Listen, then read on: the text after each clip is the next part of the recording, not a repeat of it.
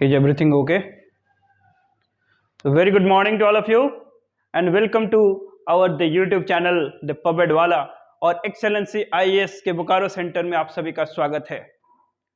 दोस्तों, आज हम लोग सिलेबस की कुछ चर्चा करेंगे कि जो जेपीएससी मेंस का सिलेबस है उसमें पर्टिकुलरली जो इतिहास सेक्शन है, जिसको जो आपका GS1 जिसमें कि हिस्ट्री एंड ज्योग्राफी है, उसके सिलेबस की थोड़ी चर्चा करेंगे कि आपको किन एरियाज पे फोकस करना चाहिए। Okay, just to crack an examination it doesn't require कि आप लेमैन की तरह पढ़ें। कभी कभी आपको स्ट्रैटेजिकली काम करने की जरूरत पड़ती है। जैसे कहा जाता है ना कि आप लोग एक सभी जानते होंगे कि the winners don't do different things but they do things differently. Syllabus तो सभी के लिए है, पढ़ना सभी को है, लेकिन सिलेक्शन या सक्सेस उसे ही मिलती है जिसे एक तरीके से स्ट्रैटेजिक वे में एक प्लान तरीके से काम किया हो और एक कंप्लीट अप्रोच के साथ काम किया हो। तो चलिए हम लोग आज की क्लास को शुरू करते हैं और देखते हैं। ये हमारा जो सेंटर है उसका एड्रेस है that at the city centre Bokaro. यहाँ पर हम लोग अभी एक टारगेट बैच चला रहे हैं।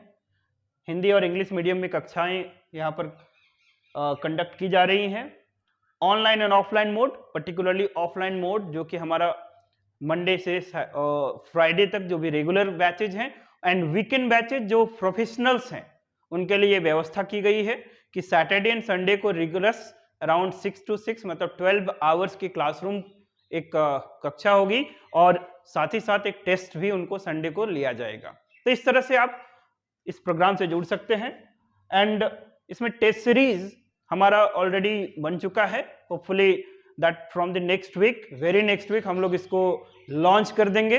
35 टेस्ट हैं और उन 35 टेस्ट का कंप्लीट डिटेल्स और उसका भी रेलेवेंट एक वीडियो में अपलोड कर दूंगा। So you will be updated soon, so don't worry about that. So अब हम लोग देखते हैं और आज हम लोग हिस्ट्री जो हमारा हिस्ट्री का सेक्शन है उसे आज हम लोग थोड़ा समझने की कोशिश करते हैं कि किस तरह से पढ़ना है, कितना स्ट्रैटेजिकली ऑर्गेनाइज्ड है। ओके, आपका फोकस्ड एरिया कितना क्लियर है, बस आपको ध्यान में रख के तैयारी करनी है। तो हम लोग देखते हैं आज का हम लोग का जो उद्देश्य है, what is the objective.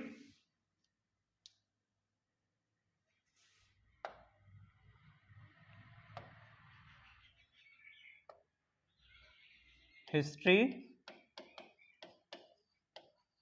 Syllabus approach, ठीक है। तो यहां पर आप देखो कि जो आपका हिस्ट्री है, इतिहास है, तो ये 4 सेक्शन में डिवाइडेड है, सभी जानते होंगे, एंशिएंट, मिडिएवल, मॉडर्न और जो आपका झारखंड का सेक्शन है। इसमें से आपको सब्जेक्टिव क्वेश्चन 4 पूछे जाएंगे और उसमें से आपको कितने ना 2 क्वेश्चन करने हैं, that is called 2 out of the 4। ना एक क्वेश्चन उठता है कि क्या हम लोग सिलेक्टिव अप्रोच में पढ़ाई करें या एक थॉरो अप्रोच में पढ़ाई करें। There are lot of mentors and lot of that is called tutors and mentors are available जो आपको अलग अलग तरीके से गाइड करते हैं और आपका जिनके ऊपर भी भरोसा है आप उस के साथ जुड़ के रहें, उनसे पढ़ें। लेकिन हम लोग जो काम करने का तरीका है, जो नजरिया है, हमारा अपना तरीका होगा, हमारा अपना एक स्ट्रैटेजिक अप्रोच होगा और मुझे लगता है कि आपके एग्जाम की तैयारी कुछ इस तरह से ऑर्गेनाइज्ड है कि उन स्किल्स के साथ आप तैयारी करें जो एग्जाम के लिए रिक्वायर्ड हो, एक एग्जाम के जो ऑब्जेक्टिव्स हैं उनके रिक्वायरमेंट्स को फुलफिल करता हो। देखिए, हम लोग जनरली जब ग्रेजुएशन के बाद जब सिविल सर्विसेज या इस तरह के कॉम्पिटिटिव एग्जाम्स की तैयारी करते हैं तो एक तो होता है कि हम लोग का स्कूल लेवल का एकेडमिक जो हमारा बैकग्राउंड है कहीं ना कहीं हमें इम्पैक्ट करता है कि जनरली जो भी स्टूडेंट होते हैं हम लोग या तो ह्यूमैनिटीज बैकग्राउंड के हों, राइट, या फिर हम लोग किसी technical field like the professional courses like कि जो MBBS करे हो या फिर जो बैचलर इन टेक्नोलॉजी हैं, कुछ बिजनेस एडमिनिस्ट्रेशन से हैं। सो जो प्रोफेशनल कोर्सेस हैं और यहाँ पर कुछ ह्यूमैनिटीज के हैं जैसे लाइक हिस्ट्री, ज्योग्राफी, जिनका कि ग्रेजुएशन है, मास्टर्स है, राइट।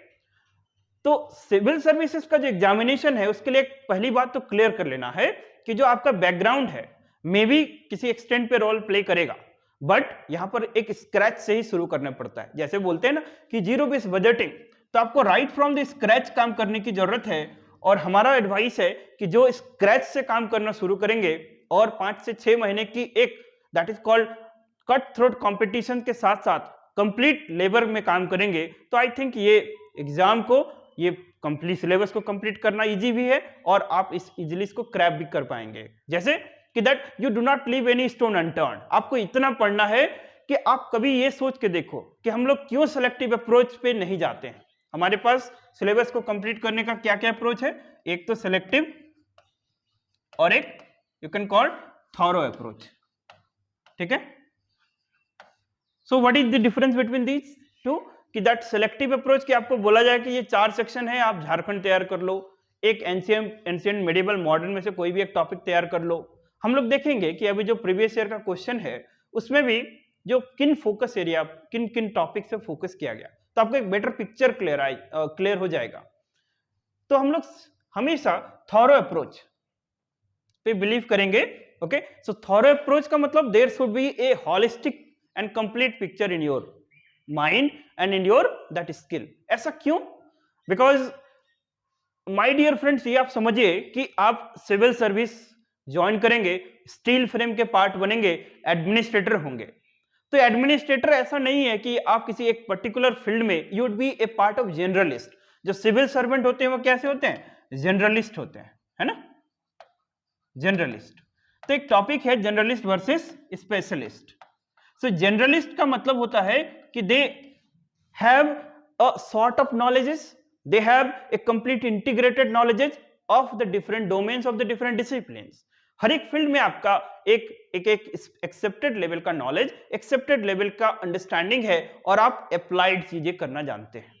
तो ये तभी पॉसिबल है। आप लिंकेज कैसे करोगे जब तक नहीं आपका कि बैकग्राउंड और एक अप्रोच के साथ क्लियर किया हो, ठीक है। तो अभी देखते हैं, किसी को एडमिनिस्ट्रेटिव स्किल्स बोला जाता है, तो हम लोग किस पे फोकस करेंगे? Thorough approach, not the selective one.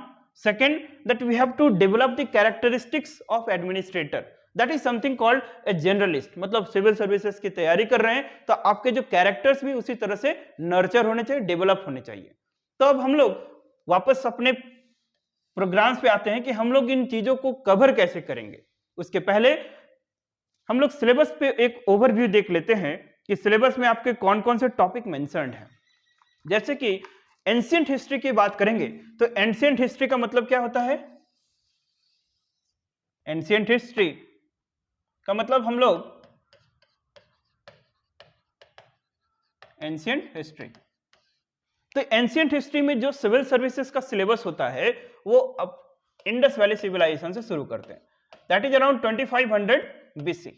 Okay, अब ये 2500 बीसी से हम लोग का सिलेबस शुरू होता है, इंडस वैली सिविलाइजेशन। तब बताओ हम लोग किस टाइम में जाएंगे? अराउंड फिर वैदिक एरा, है ना, वैदिक पीरियड। सो वैदिक को फिर दो पार्ट में डिवाइड किया गया है, दैट इज कॉल्ड अर्ली वैदिक पीरियड एंड लेटर वैदिक पीरियड, है ना। अर्ली वैदिक पीरियड की मतलब 1500 से अराउंड 1000 बीसी, इसमें अर्ली वैदिक पीरियड। लेटर वैदिक अराउंड 1000 टू 600 बीसी।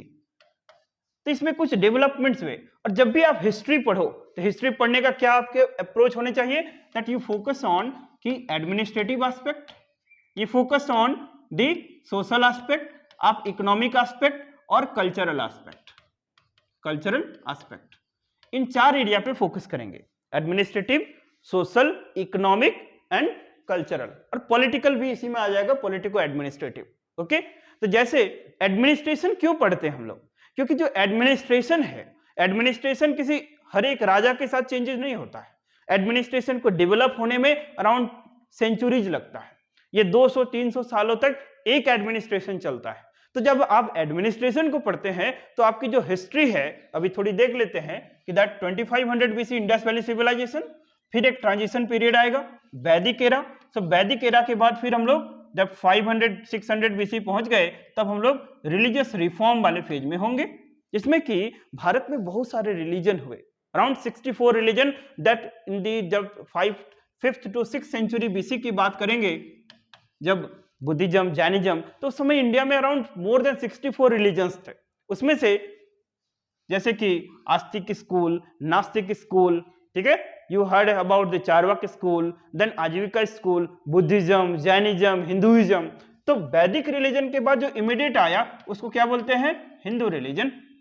लेकिन 5th to 6th सेंचुरी के टाइम में रिलीजियस रिफॉर्म फेजेस बोला जाता है, एंड उसके बाद एम्पायर बिल्डिंग प्रोसेस शुरू होता है ना। और आप लोग पढ़े होंगे कि जो नर्मदा नदी के ऊपर है उसको 16 महाजनपदास में बांटा जाता था, 16 महाजनपद थे, और 16 महाजनपद आपस में क्या करते थे ना, लड़ाई करते रहते थे to get more and more power, to get more and more territory. तो लास्ट में इनमें से 4 जो एम्पायर है VAKM, ये चारों एम्पायर पावरफुल होते हैं, और उसमें से सबसे जो इंपॉर्टेंट है दैट इज मगध का राइज होता है, और मगध के बाद फिर एम्पायर बिल्डिंग प्रोसेस शुरू होगा और एम्पायर बन जाएगा, है ना। तो एम्पायर बिल्डिंग यहां से शुरू होगा, ये वैशाली, अवंती, कौशल एंड मगध, ठीक। अब मगध को जो बना तो आपको यूपीएससी की तैयारी में कैसे पढ़ेंगे, अब फोकस करेंगे कि क्या फैक्टर्स थे यहां पर जो मगध के राइज के लिए रिस्पॉन्सिबल है। आपको सिविल सर्विसेज में, जीपीएससी में इस तरह के क्वेश्चन नहीं पूछे जाएंगे कि किसका बेटा कौन है, किसका क्या हुआ, लाइक दैट। हमको जो हिस्ट्री पढ़ना है उसके लिए एक पैराडिग्म्स ये होगा कि फर्स्ट ऑफ ऑल एक आप क्रोनोलॉजी डेवलप करेंगे। क्रोनोलॉजी जब भी हम बोल रहे हैं तो हमेशा हिस्ट्री को नोट्स में डिवाइड करना शुरू करो। कैसे, मैं बता रहा हूं कि एक ट्रिक्स आप याद रखें कि जब भारत पॉलिटिकली यूनाइट जब भी रहा है तब आउटसाइडर इस पे अटैक या इस पे कब्जा नहीं कर सका है, लेकिन जब भी वो फिर टूटता है तो छोटे छोटे एम्पायर बनते हैं, छोटे छोटे प्रोविंसेस बनेंगे, प्रोविंशियल गवर्नमेंट बनेगा, फिर बाहर के लोग आएंगे, फिर एक राजा आएगा जो उसको फिर से यूनाइट करेगा, फिर कुछ समय तक चलेगा, फिर वो डिसइंटीग्रेट होगा, फिर एक राजा आएगा जो फिर से यूनाइट करेगा, फिर चलेगा, फिर इस तरह से चीजें होंगी। तो आप जब इस प्रोसेस से चीजों को समझेंगे तब आपकी हिस्ट्री बहुत ईजी हो जाएगी, गेटिंग माय पॉइंट, और आपका एक पता ही नहीं चलेगा कि इंटीग्रेटेड अप्रोच कैसे हो गया। तो मैं बात कर रहा हूं कि आपको एक बेसिक टाइमलाइन माने क्रोनोलॉजी आपको याद होना चाहिए कि किन किन पॉइंट्स के बाद कौन कौन से डेवलपमेंट हुए, और उन डेवलपमेंट्स का लिंक पिन क्या है, कि ये जो चेंजेस हुआ, जैसे इंडस वैली सिविलाइजेशन से वैदिक कल्चर में आए तो क्या चेंजेस हुआ, उन पे फोकस करना है। और फिर रिलीजियस रिफॉर्म मूवमेंट के बाद फिर एम्पायर बिल्डिंग प्रोसेस शुरू होता है, यहां क्या चेंजेस हुआ, ये सारे महाजनपद में मगध ही क्यों सबसे पावरफुल हुआ, उसके 5-6 फैक्टर्स आपको जानने चाहिए। आपको मार्केट में किताबें या जो भी मिलेगी वो आपको सिर्फ ये बताया जाएगा कि Magadha rose into the throne, मतलब कुछ फैक्टर्स हैं, लेकिन यूपीएससी या फिर जो आप स्टेट सर्विसेज की एग्जाम करेंगे जेपीएससी में आपको क्या पूछा जाएगा कि लेट से 5 फैक्टर या 6 फैक्टर बताओ, तब तो आपके रिसोर्स खत्म हो जाएंगे। तो यहां आपको काम करने की जरूरत है, ठीक है। और जब ये प्रोसेस शुरू हुआ तो फिर हम लोग देखेंगे कि जैसे कि एम्पायर बिल्डिंग के बाद जो भी आपका हिस्ट्री है वो एडमिनिस्ट्रेशन के पॉइंट ऑफ व्यू से सेट किया गया है। जैसे मैं एंशिएंट हिस्ट्री के टॉपिक्स को डिस्कस करूं तो एंशिएंट हिस्ट्री में टॉपिक्स देखो आप सॉरी, एक तो इंडस वैली सिविलाइजेशन। तो इंडस वैली सिविलाइजेशन क्यों पूछा गया कि इंडस वैली सिविलाइजेशन पहला टाइम था जब अर्बनाइजेशन हुआ। Indus valley civilization agricultural society थी, लेकिन कैसे सोसाइटी थी, सरप्लस सोसाइटी थी। इंडस वैली सिविलाइजेशन में कैसे तरह से थे, काफी साइंटिफिकली ऑर्गेनाइज थी, पॉलिटिकल ऑर्गेनाइजेशन था, इकोनॉमिक ऑर्गेनाइजेशन था, सोशल ऑर्गेनाइजेशन था, ठीक है। आप सभी कुछ और फैक्ट्स भी जानते हैं। तो यूपीएससी में इंडस वैली सिविलाइजेशन से प्रीवियस ईयर में क्वेश्चन पूछ चुका है, सॉरी जेपीएससी में दैट प्रीवियस ईयर में इंडस वैली सिविलाइजेशन से क्वेश्चन पूछ चुका है ना। साथ ही साथ आप ये भी देखोगे कि अब कौन से नेक्स्ट लेवल के क्वेश्चन पूछे जा सकते हैं। तो आप यहां से ध्यान से देखो तो ये क्या क्या टॉपिक्स मेंशन्ड है, द ओरिजिन ऑफ आर्यंस, ठीक है। तो ओरिजिन ऑफ आर्यन सिर्फ लिंकेज के लिए दिया गया है, ओरिजिन ऑफ आर्यन से क्वेश्चन वगैरह नहीं पूछा जाएगा, गेटिंग माय पॉइंट। क्योंकि एक चीज आप लोग ध्यान से समझ लो कि यहां पर क्वेश्चन 40 मार्कर पूछे जाएंगे। तो 40 मार्कर क्वेश्चन पूछे जाएंगे तो जो भी क्वेश्चन सेट करेगा वो एटलीस्ट या तो सिविल सर्वेंट होगा या फिर सिविल सर्विसेज की तैयारी या फिर उस तरह के वैल्यूज को लेकर चल रहा होगा। तो आपको लेमैन की तरह एकदम क्वेश्चन नहीं पूछा जाएगा, ये क्लियर हो जाए पहले, ठीक है। अदरवाइज हिस्ट्री आपकी हमेशा बड़ा रहेगा, आपको हमेशा एक प्रॉब्लम क्रिएट करते रहेगा। कैसे करना है, आप एडमिनिस्ट्रेशन से देखो तो हिस्ट्री बहुत छोटा है, आप देखो सिलेबस में कैसे दिया हुआ है। उसके बाद कि वैदिक लिटरेचर है, सोसाइटी, इकोनॉमी, रिलीजियस ये सारे बातें जो मैंने बताया कि कैसे पढ़ना है आपको administration, social, economic and cultural point of view से। तो जो आप थर्ड नंबर का जो टॉपिक है आप देखो इसमें कि लिटरेचर के बारे में पढ़ना है, सोसाइटी के बारे में पढ़ना है, इकोनॉमी के बारे में पढ़ना है। उसके बाद Licchavi and the republican constitution, मतलब शाक्य, मल्ला एंड लिच्छवी ये तीनों गणतंत्र थे, रिपब्लिक्स थे, मतलब उनके जो कुछ इंस्टीट्यूशंस थे जो लोगों द्वारा चुने जाते थे, वो मेंबर्स फिर मेजॉरिटी वोटिंग इसके थ्रू बात जो भी डिसीजंस लिए जाते थे। तो एक छोटा सा एस्पेक्ट है उसको आप पढ़ेंगे क्योंकि that is called Gautam Buddha Shakya से बिलोंग करते थे, तो ये एक ऑर्गेनाइजेशन है। राइज ऑफ मगध एम्पायर, ये टॉपिक में हिडन क्या है कि फैक्टर्स आपको जानने चाहिए। कोई बता सकते हो कि 6 फैक्टर सामने सडनली आप लिखो तो कि what are the 6 factor responsible for the rise of the Magadha empire? ये सारे तो पावरफुल ही थे, बस वैशाली, अवंती, कौशल, मगध, तो फिर मगध क्यों राइज हुआ? एक तो ज्योग्राफिकल फैक्टर जानते होगे, ठीक है। दूसरा अब बताओ कि वहां पर आयरन का डिस्कवरी, तो गुड वेपन्स होंगे, एग्रीकल्चरल फील्ड्स थे तो वो उसको सपोर्ट करेगा कि दैट जो भी है, साथ ही साथ use of the elephants, cosmopolitan society, ठीक है। तो ये सारी चीजें आपको ब्रशअप करनी पड़ेगी, ठीक है, मेहनत करना पड़ेगा तभी, या फिर आपको इंस्टीट्यूट इस तरह से चीजों को आपको तैयार करा रहा है, ठीक है। तो ये फोकस करना है कहां पर? ओके, जो रीजन्स हैं उस पर फोकस करेंगे आप। उसके बाद मौर्य एम्पायर है, तो मौर्य एम्पायर के बारे में जब हम लोग हिस्ट्री को और एक एस्पेक्ट में डिवाइड करेंगे कि जब हिस्ट्री से आप आर्ट एंड कल्चर को अलग कर दो, ठीक है। हिस्ट्री में 2 एस्पेक्ट है। हिस्ट्री का जो आर्ट एंड कल्चर है, आर्ट एंड कल्चर, इसको अलग कर दो, और दूसरा यहां से एडमिनिस्ट्रेशन को अलग कर दो। तो एडमिनिस्ट्रेशन से अलग कर दो तो एडमिनिस्ट्रेशन कितना मिलेगा आपको? मौर्यन एम्पायर, ठीक। फिर उसके बाद कौन हुआ? गुप्त, सीधे आ जाएंगे, एक तो कुषाण लोग का मिल जाएगा आप लोग को, ठीक है, फिर गुप्तास लोग का आ जाएगा, फिर हर्षवर्धन का मिल जाएगा, है ना। तो इस तरह से एंशिएंट हिस्ट्री में इतने ही एडमिनिस्ट्रेशन मिलेंगे आपको। आपका सिलेबस उठा के देख लो, तो सिलेबस में एडमिनिस्ट्रेशन के पॉइंट ऑफ व्यू से देखेंगे तो 7th नंबर का जो पॉइंट है Kushan. Why Kushan is important? क्योंकि एडमिनिस्ट्रेशन वहां पर जरूरी है, तो वहां पर आपको कुषाण एम्पायर के एडमिनिस्ट्रेशन के बारे में जानना है, ओके।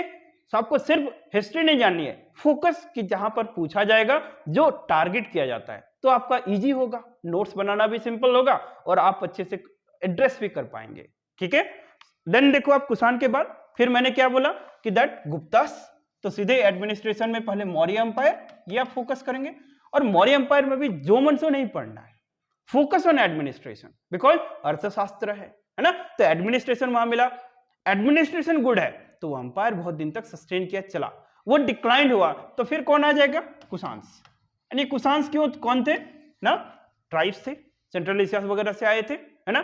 तो उसके बाद कुषाण क्यों? क्योंकि कनिष्का इज इंपॉर्टेंट, तो अब फोकस करें कनिष्का पे, फिर फोकस किस पे करेंगे? एडमिनिस्ट्रेशन पे, क्यों वो सक्सेसफुल एम्पायर हुआ, क्या फैक्टर्स रिस्पॉन्सिबल थे। देन फिर कुषाण के बाद फिर मैंने क्या बोला कि जब एम्पायर डिक्लाइन करेगा तो फिर बहुत छोटे छोटे प्रोविंशियल गवर्नमेंट बनेंगे, फिर एक आएगा जो उसको यूनाइट करेगा, है ना। तो यूनाइट करेगा तो फिर एडमिनिस्ट्रेशन बिल्डअप होगा, फिर नेक्स्ट एडमिनिस्ट्रेशन कौन होंगे? गुप्तास।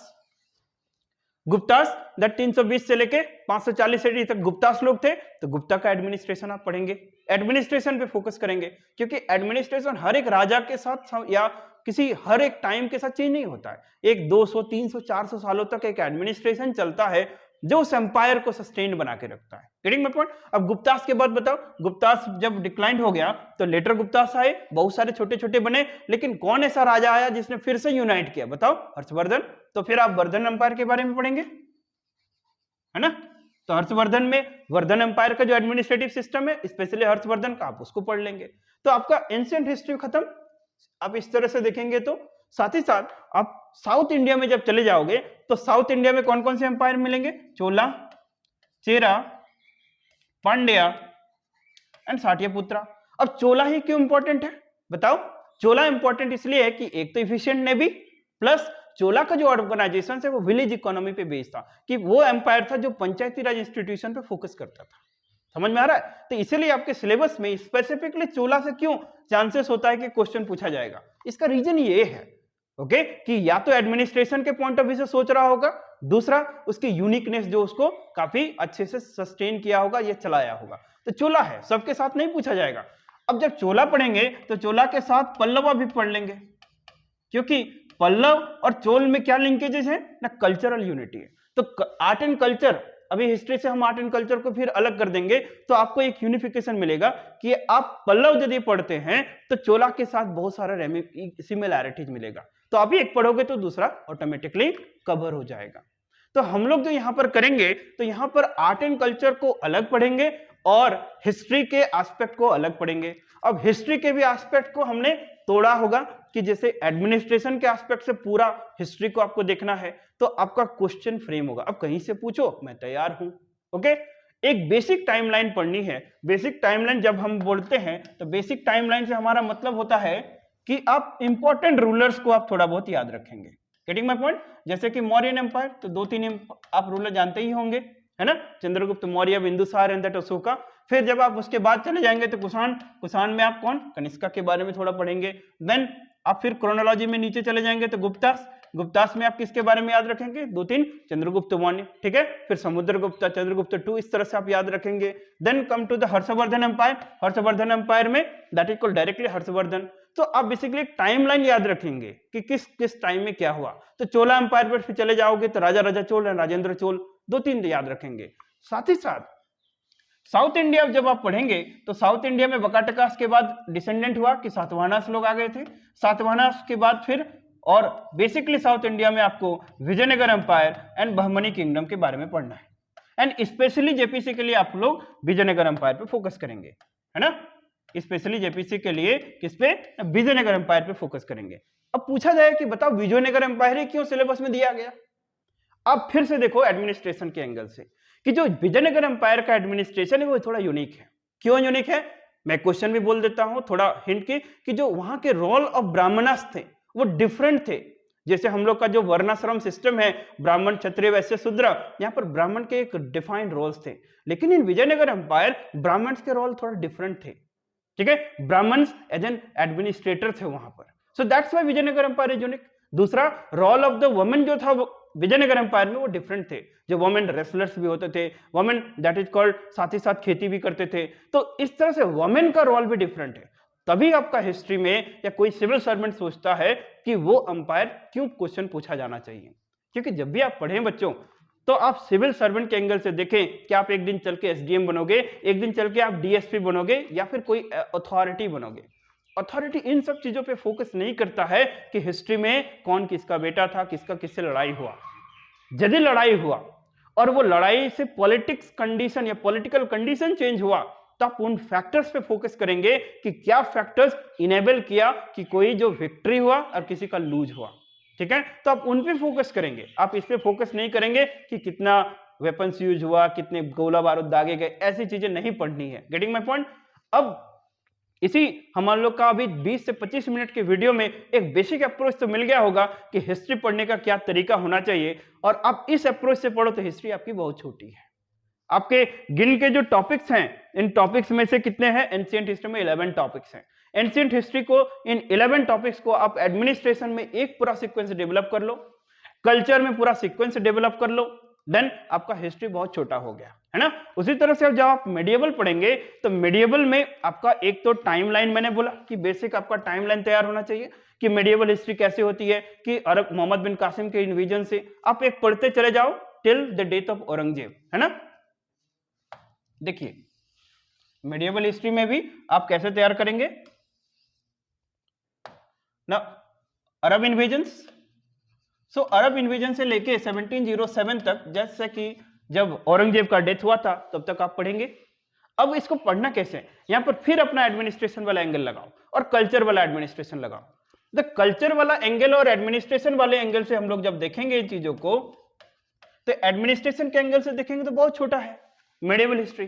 कैसे छोटा है, अब ध्यान से देखो कि पहला तो दिल्ली सल्तनत, यहां पर एक एडमिनिस्ट्रेशन मिलेगा, फिर मुगल एम्पायर, यहां पर एक एडमिनिस्ट्रेशन मिलेगा, और सूर एम्पायर, यहां पर एक एडमिनिस्ट्रेशन मिलेगा, और दैट इज कॉल्ड मराठास, यहां पर एक एडमिनिस्ट्रेशन मिलेगा, है ना। तो देखो यूपीएससी आपके जेपीएससी में सूर एम्पायर का पूछ चुका है पिछला जेपीएससी में। अब बच्चा ये सारे एडमिनिस्ट्रेशन, तो चांसेस है कि इन्हीं में से किसी से पूछा जाएगा यदि वो एडमिनिस्ट्रेशन के एंगल से देखता है। तो एडमिनिस्ट्रेशन के एंगल से देखोगे तो पूरा मेडिएवल हिस्ट्री बस ये 4 है, है ना, कि आप मेडिएवल हिस्ट्री में मुगल एडमिनिस्ट्रेशन अच्छे से तैयार करो, कि मुगल एडमिनिस्ट्रेशन में मनसबदारी सिस्टम है, दैट इज कॉल्ड टोडरमल बंदोबस्त है, जिसको आईने दरसाला सिस्टम बोलते हैं। एंड उसमें से अकबर का जो स्पेसिफिकली आप पढ़ो कि अकबर की रिलीजियस पॉलिसी क्या थी, अकबर की एडमिनिस्ट्रेटिव पॉलिसी क्या थी, अकबर की सोशल एंड कल्चरल पॉलिसी क्या थी, अकबर पे फोकस रखना है। प्लस अब ये बताओ कि मनसबदारी सिस्टम क्या है ना। मनसबदारी सिस्टम एक ऐसा सिस्टम था जिसमें कि सिविल एडमिनिस्ट्रेशन और मिलिट्री एडमिनिस्ट्रेशन को एक ही साथ गवर्न करना था, है ना। जैसे आज के टाइम में सिविल एडमिनिस्ट्रेशन का मतलब डीसी हो गया, कमिश्नर हो गया, इस तरह के हायरार्की में सेक्रेटरी जो लेवल है कैबिनेट सेक्रेटरी तक, वो सिविल एडमिनिस्ट्रेशन हो गया। लेकिन जो आर्मी के रैंक्स होते हैं वो क्या हो गया, मिलिट्री एडमिनिस्ट्रेशन। तो अकबर ने इन्हीं दो एडमिनिस्ट्रेशन को एक ही सिस्टम के साथ गवर्न करना स्टार्ट करा, and that is known as mansabdari system. And mansabdari system में दो रैंक्स होते थे, that is called zat and the sawar, है ना। तो जट उसका ऑफिशियल रैंक होता था कि ऑफिशियल हायरार्की में क्या है, और सवार कितने हॉर्समैन को वो कंट्रोल करेगा। तो एडमिनिस्ट्रेशन से पढ़ेंगे, ये दिल्ली सल्तनत का एडमिनिस्ट्रेशन दैट इज कॉल्ड 1206 से लेके 1526 तक, ये पूरा इतने सालों के लिए एक ही एडमिनिस्ट्रेशन पढ़ेंगे, दिल्ली सल्तनत। ऐसा नहीं कि हलेक हलेक इंडिविजुअल के बारे में पढ़ेंगे, आपको एक इंडिविजुअल से पूछा नहीं जाएगा, क्योंकि ऐसे भी पढ़ना है कि 40 मार्कर क्वेश्चन का कुछ एक ना डेप्थ होना चाहिए ना, इंटेग्रिटी। जो मनसूब में 40 मार्कर नहीं पूछा जा सकता है, तो आपको इस तरह से पढ़ना है। अब देखिए, सूर एडमिनिस्ट्रेशन, सूर एम्पायर जब पूछ दिया, इसका मतलब पोटेंशियल है कि वो मुगल की ओर जा सकता है या फिर मराठा पे जा सकता है। लेकिन मराठा को आपको पढ़ना है, जब पढ़ेंगे तो ये 4-5 तो आपको तैयार करना है, लेकिन कोई जरूरी नहीं कि मराठा से स्पेसिफिकली पूछा जाए, क्योंकि मराठा का एडमिनिस्ट्रेशन उतना पोटेंशियल नहीं है कि वो 40 मार्क का क्वेश्चन बना सकता है। Getting my point? लेकिन आपको तैयार रहना है। कुछ एरिया ऐसे होने चाहिए जिसपे आपका हाई एम्फेसिस हो, कुछ और बाकी सबको आप एक जनरल तरीके से तैयार करके रखेंगे। तो यहां पर आपका टेस्ट सीरीज हमारा हेल्प करेगा। 35 टेस्ट है, इतने टेस्ट लिखो कि आपका डर ही खत्म हो जाएगा। Getting my point? जिससे पूछना है पूछो, मैं तैयार हूं। लेकिन देखना कैसे है ना, एडमिनिस्ट्रेशन के एंगल से देखना है। कल्चर के एडमिनिस्ट्रेशन से उठा दो तो यही चार जो है इनका सारा का कल्चर निकाल दो कि कल्चर दिल्ली सल्तनत में जितने रूलर्स हैं उसमें से कुछ इंपॉर्टेंस के आप नाम याद रखेंगे, है ना। जैसे कि तुम्हारा कौन कौन से, स्लेव डायनास्टी, इल्बारी, तुर्क, that is Khilji, Tughlaq, Syed and Lodhi. Important क्या क्या काम करा उन्होंने, कल्चरल में एस्पेक्ट को अलग कर दो तो बहुत पता चलेगा कि बहुत छोटा सा कल्चर है दिल्ली सल्तनत का। मुगल्स लोग का जो कल्चर है उसका भी थोड़ा सा एस्पेक्ट है कि जो जितने भी उनके कंस्ट्रक्शन है, आर्किटेक्चर है, उसको अलग करो। तो हम लोग इसको अलग करके पढ़ेंगे, आर्ट एंड कल्चर को अलग, एडमिनिस्ट्रेशन को अलग। मराठा के कल्चर की बात करेंगे तो बहुत कम है ना। सूर एडमिनिस्ट्रेशन की बात करेंगे तो सूर का कल्चर अपने आप में बहुत कम है, ठीक है। सो इस तरह से आप देखो कि ये जो 700-800-900 जिसको हम लोग मेडिएवल हिस्ट्री बोलते हैं, इसको पढ़ने का जो ये तरीका है ये बहुत आसान है। नेक्स्ट क्वेश्चन उठता है कि इसको पढ़े कैसे। तो इसको पढ़ने का भी एक तरीका होना चाहिए कि किन बुक से पढ़े। एनसीईआरटी 6 to 12, ठीक है, but I would not like to suggest you. I will give you that is 110 या 100 से 150 पेज का एक हम लोग का प्रिपेयर्ड नोट्स है, आप उसको पढ़े, that will take care about everything. क्योंकि हिस्ट्री पढ़ना या हिस्ट्री में स्कोर करना बहुत सारी किताबों पढ़ने से नहीं होता है। आप एक टाइम के साथ एक क्रिस्पी नोट, एक कंसाई नोट को साथ तैयार करें, चीजों को इस तरह से समझे कि टाइमलाइन आपके बैक में है, एडमिनिस्ट्रेशन अलग है, कल्चर अलग है, उसके बाद आप बैठ के टेस्ट लिखो, आपकी इफिशियंसी ऐसे इंश्योर होगी। Getting my point? तभी आप अच्छे मार्क्स ला पाएंगे।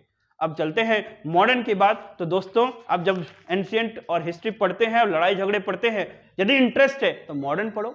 मॉडर्न के एक एक इंसिडेंट को आप याद रखने की कोशिश करो, और इसके लिए बेस्ट बुक कौन है? स्पेक्ट्रम की किताब को आप आज से ही पढ़ना शुरू करो, ठीक है। तो मॉडर्न में इसके बाहर कहीं जाना नहीं है। यदि उसके बाहर यदि कोई एडवाइस कर रहा है, that will be simply wastage of the time, क्योंकि आप उन सब चीजों को मैनेज भी नहीं कर पाओगे, क्योंकि परफॉर्म भी तो करना है।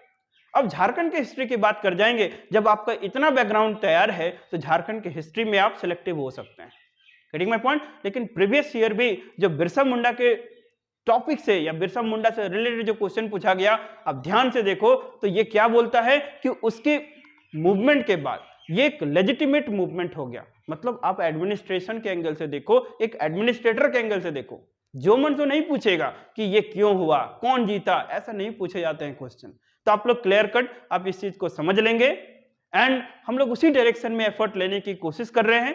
हम लोग पढ़ाने की कोशिश करेंगे, यहाँ पर मटेरियल प्रोवाइड करने की कोशिश करेंगे। साथ ही साथ आप हमारे साथ लिखना शुरू करो, लिखो तब आपकी इफिशियंसी होगी। नहीं लिखेंगे देन आपको ये पॉलिसी में तो होगा कि हमने पढ़ा है, बट एट द मोमेंट जब आपको लिखने दिया जाएगा मे बी आप उसको लिख नहीं पाएंगे। Getting my point? So with this hope I would expect कि this session might help you.